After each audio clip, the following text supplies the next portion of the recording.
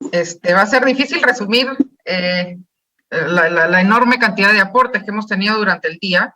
Yo voy a empezar con nuestros keynote speakers, los dos representantes de las grandes mineras que están en el Perú. Ambas son empresas globales que operan en el mundo y que de alguna manera nos ayudan, ¿no es cierto?, a hacer de este país, a adaptar el Perú a esas cada día más exigentes condiciones que requiere la industria minera en el mundo. Empezaremos con Ross Carroll de MMG. Él dio una afirmación que me pareció muy importante, que es que la presencia en las Bambas ha sido transformacional para Apurímac. Los números que presentó eran contundentes, ha habido más de casi 40 billones, ¿no es cierto?, de soles invertidos tanto en la construcción de la mina como en inversiones adicionales. Representan 1% del PBI peruano, 9% del PBI minero y casi el 72% del valor agregado de la región.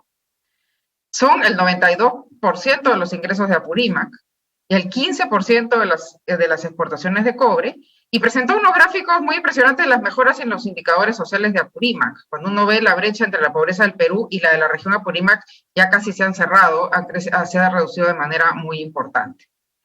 Estableció las prioridades hacia el futuro, trabajar con el gobierno para el desarrollo de Chalcobamba, a generar proyectos socioeficientes y mantener los niveles de producción, empleo e impuestos que ha venido haciendo hasta ahora, a la vez de ayudar en el combate, digamos, en el tratamiento del COVID. Brackwood, el presidente de BHP, he tratado de resumirlo en lo rápido, en lo que he podido, porque es lo que acaba de presentar.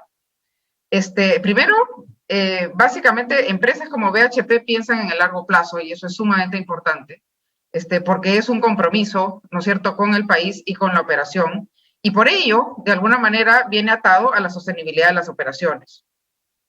El cobre, además, ya en el rol global, tiene un rol crítico en la descarbonización, la electrificación y la energía renovable. Entonces, para atender la necesidad global, habló de una inversión impresionante de $500 billones. El cobre es entonces esencial para el desarrollo global y para el desarrollo del Perú, que es en realidad parte de un grupo de países privilegiados y que están dotados para ser los proveedores de este importante recurso. BHP va a ser el socio para el desarrollo sostenible y de largo plazo del Perú. La minería, nos dijo, debe aportar al desarrollo social y ambiental de las sociedades en que opera. El propósito de la empresa es juntar a las personas y los recursos naturales para lograr el progreso de las sociedades. BHP es una empresa de alcance global que hace compromisos de largo plazo en las sociedades en que opera. En Chile, tiene un compromiso ya de 30 años con La Escondida y en Perú de 20 años con Antamina. Básicamente, esta sostenibilidad requiere el apoyo a las comunidades y ellos tienen equipos de personas en la zona en las que están para entender sus necesidades y apoyar a las empresas locales y desarrollar la infraestructura productiva y social que la región necesita.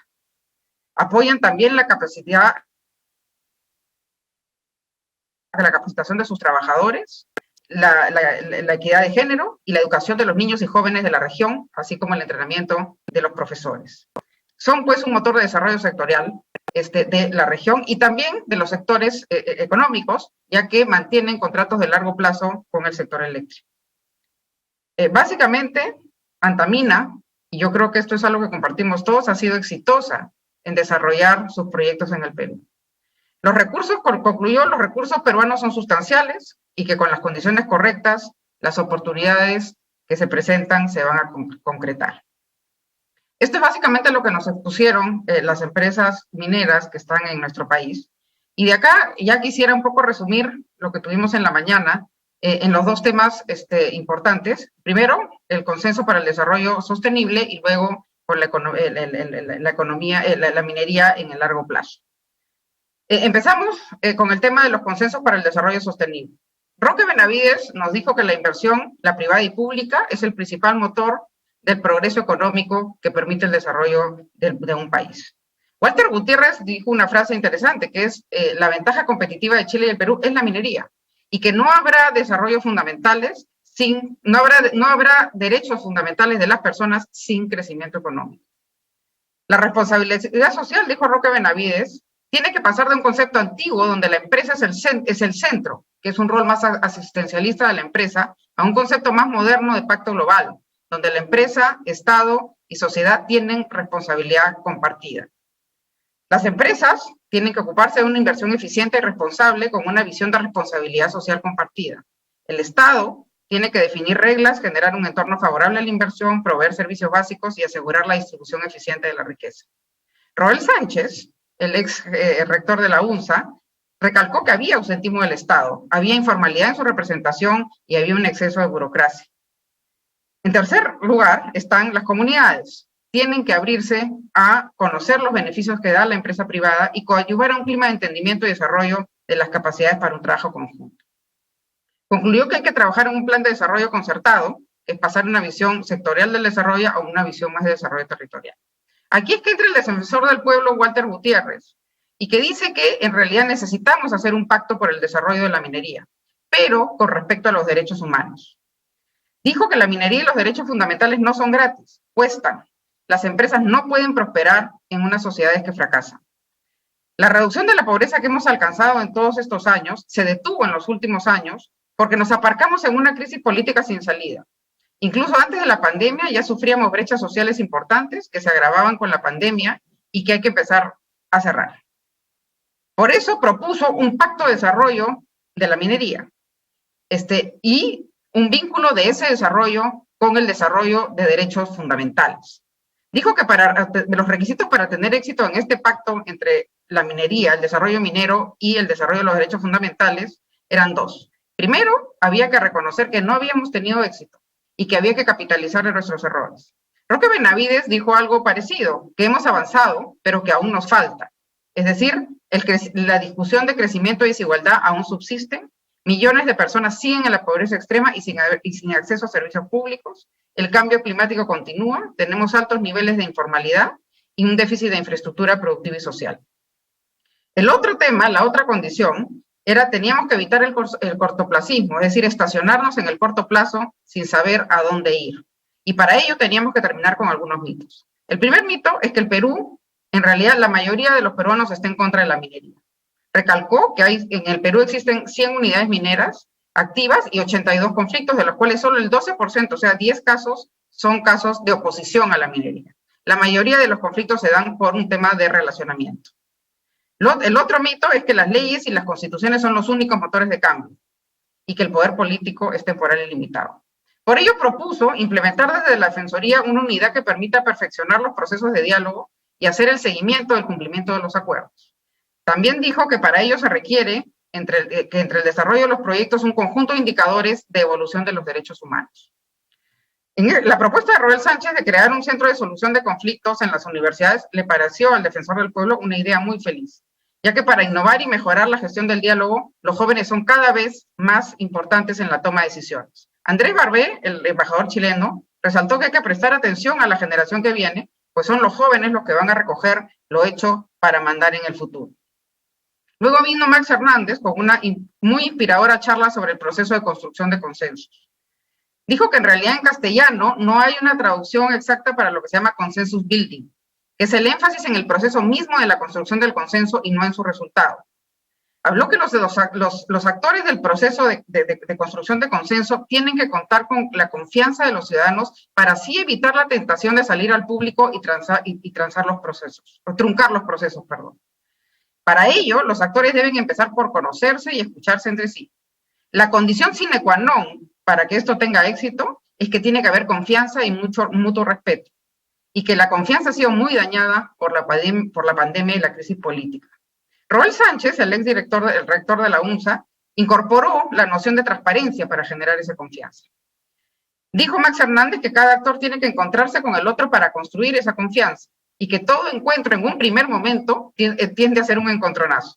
Por ello, tenemos que estar dispuestos a escuchar al otro y entender no solo sus razones, sino también sus sinrazones. Y para aceptar las razones del otro, necesitamos compartir un marco conceptual. Las elecciones recientes nos han dejado una división enorme de los votantes en dos mitades. Entonces, ¿cómo hacer que en el actual contexto de dos comunidades con diferente acceso a la información y diferentes marcos conceptuales y diferentes racionalidades, cómo hacemos para que estas dos comunidades encuentren una razón entendible para todos y que permita entender los beneficios de todos? Dijo que había que, para ello, ¿no es cierto?, la propuesta es propiciar las actitudes dispuestas a un diálogo, es decir, conocer al otro y permitir que ese otro nos interpele y nos permita descubrir cosas que antes no sabíamos sobre nosotros. El embajador de Chile abonó acá en esta discusión y dijo que en realidad los chilenos nos había costado mucho entendernos entre nosotros mismos en el momento oportuno y que había un rol político muy importante en estar en la comunidad para explicar permanentemente. Roel Sánchez también abonó en la discusión diciendo que había que generar ciudadanía y que el rol de la educación era muy importante. Luego pasamos a las actividades de la tarde, ¿no es cierto? Y ya hablando de la minería peruana en el mediano y largo plazo. El ministro de Recursos Naturales y Agua de Australia, introducido brillantemente por la embajadora australiana Diana Nelson, dijo que en realidad, primero empezó su alocución hablando de que Australia tenía una relación muy estrecha con el Perú. Dijo que en realidad estábamos en un momento global importante. La economía mundial crecería 6% en el 2021 y 4% en el 2022, que son muy buenas noticias para el sector minero y que es un sector que se ha mostrado muy resiliente. Mostró cifras impresionantes en cuanto a la inversión, producción, exportaciones y empleo del sector en Australia. Habló también de la importante cooperación entre las empresas y las autoridades subnacionales. Y para ello, digamos, nos ejemplificó el ejemplo mundial que significan los METs en Australia en cuanto a tecnología e innovación, especialmente en un entorno de pandemia. Australia, por ello, es un país aliado para nosotros en el desarrollo de una discusión minera que sea exitosa, porque la minería ha contribuido al desarrollo de la prosperidad de ambas economías, tanto la peruana como la australiana. Las empresas mineras australianas están comprometidas con el desarrollo del Perú en el largo plazo. El sector METS en realidad genera importantes enseñanzas y creo que para poder generar en el Perú ese tema de desarrollo sostenible de las regiones de nuestro país, es decir, que el desarrollo trascienda al sector minero y que las regiones puedan independizarse de este sector. Habla de la colaboración entre la industria, sus proveedores, el gobierno y la academia. Un marco legal robusto que fomente el diálogo y la construcción de confianza. Un ambiente idóneo para la innovación. Capacidad avanzada en el tratamiento de relaves, tratamiento de agua y medio ambiente. Transformación digital de las empresas para operar en un entorno post-pandémico. Construcción de empresas mineras más eficientes. Una distribución inclusiva y participativa de los beneficios de la minería y creciente participación en el empleo. Esto, en realidad, es muy parecido y está en un nivel de avance muchísimo mayor que los objetivos, probablemente, que muchas de las empresas locales tenemos y de las cuales debemos aprender. Por ejemplo, Roque Benavides habló de objetivos de Buenaventura que encajan perfectamente en estos temas que se hablaba del sector METS en Australia. Habló de que los objetivos son un manejo integral del agua, mejora en la empleabilidad de la región, condiciones para la competitividad, básicamente en la infraestructura, y diversificación de la productividad local.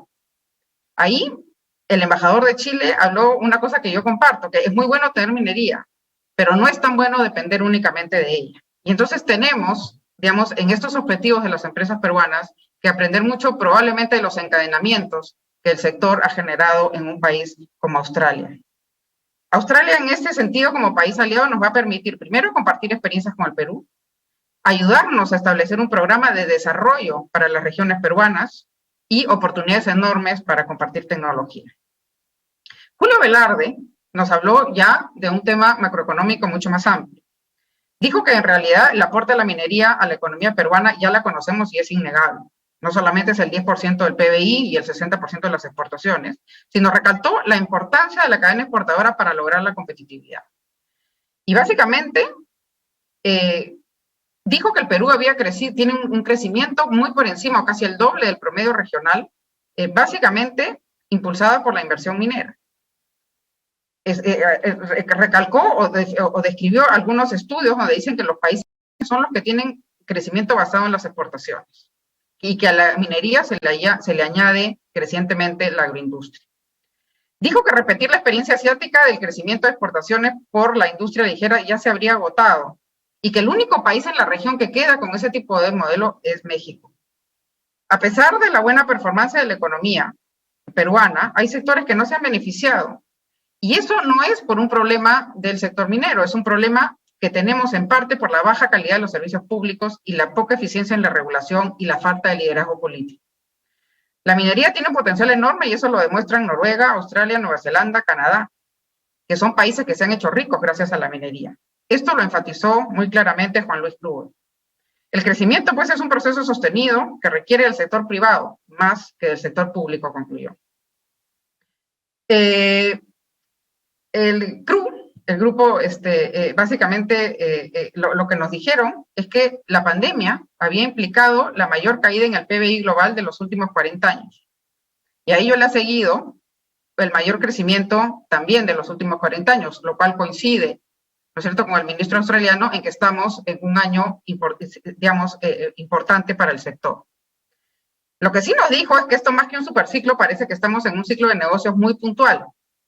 La visión optimista que teníamos todos sobre el mercado de commodities podría haberse frenado un poco. Primero, los estímulos económicos de Estados Unidos y Europa hacen un fuerte énfasis en la economía verde y eso va a incrementar cada vez, la economía verde será cada vez una parte mayor de la demanda por los commodities.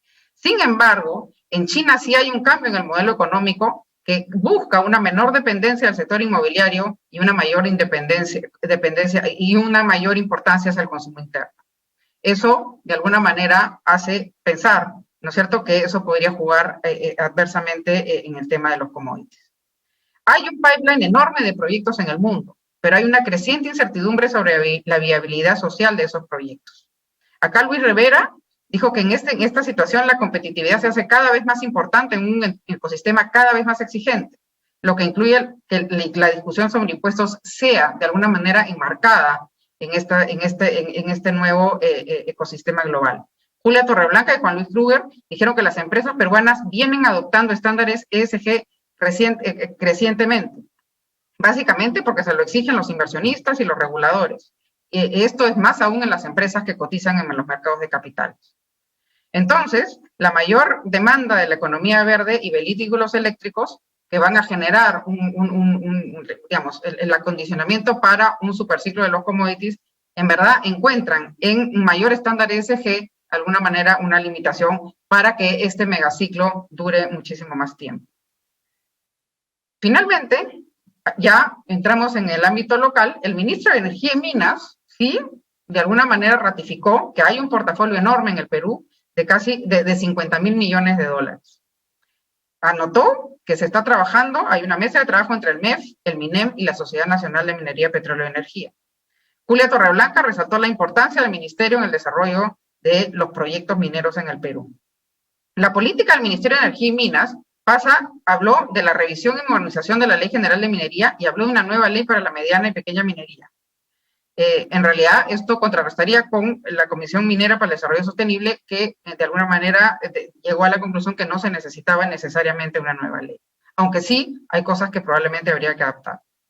Habló también, y en eso coincidieron todos los panelistas, que se tiene que trabajar hacia una menor tramitología y se enfatizó el tema de la ventanilla única.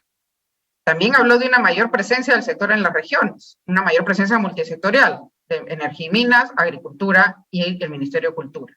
Desarrolló también el enfoque territorial del que ya había hablado en los ponentes de la mañana, tanto Roque Benavides, sobre todo Roque Benavides. Dijo también que enfatizaría el seguimiento de los proyectos en el entorno, como dijimos, cada vez más difícil de licencia social. Habló también de una nueva ley del canon, y acá comparte, ¿no es cierto?, la preocupación de muchos actores de que el modelo de distribución de la riqueza minera tiene de todas maneras que mejorarse. Los recursos, dijo, la idea de este nuevo proyecto en el cual están trabajando coordinadamente con el Congreso, no solo deberían ser para la infraestructura, sino también para proyectos de desarrollo productivo. Y además mejorar esa distribución del canon que aparentemente no está llegando al usuario final. Ruiz Rivera acotó también que debería trabajarse el tema de mejorar los instrumentos de distribución, como el caso de obra por impuestos, etc. Habló también el ministro de la infraestructura. Mencionó dos proyectos importantes que generan rentabilidad económica y social, el Tren Nodo Sur Andino Marcona y el Tren Cajamarca-Bayobre. Se habló también del rol de la infraestructura compartida, gestión de servidumbres y adquisición de terrenos. Y es la parte complicada, ¿cómo vamos a gestionar esos proyectos para que se hagan realidad?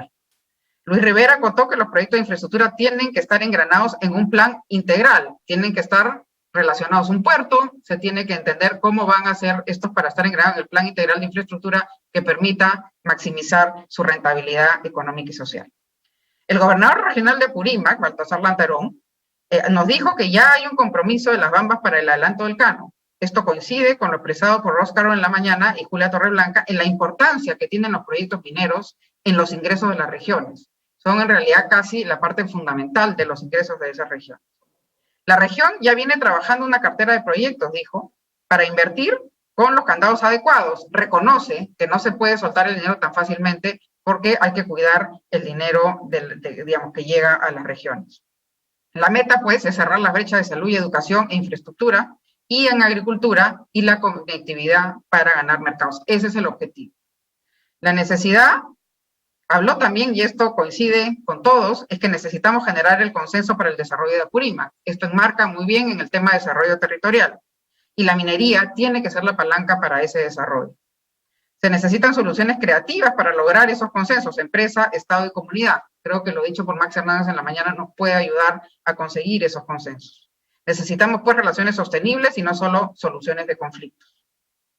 La empresa debe exigir al Estado que modernice su proceso de inversión pública, porque necesitamos tener un Estado más ágil. Hemos hablado de todo el tema de las regulaciones.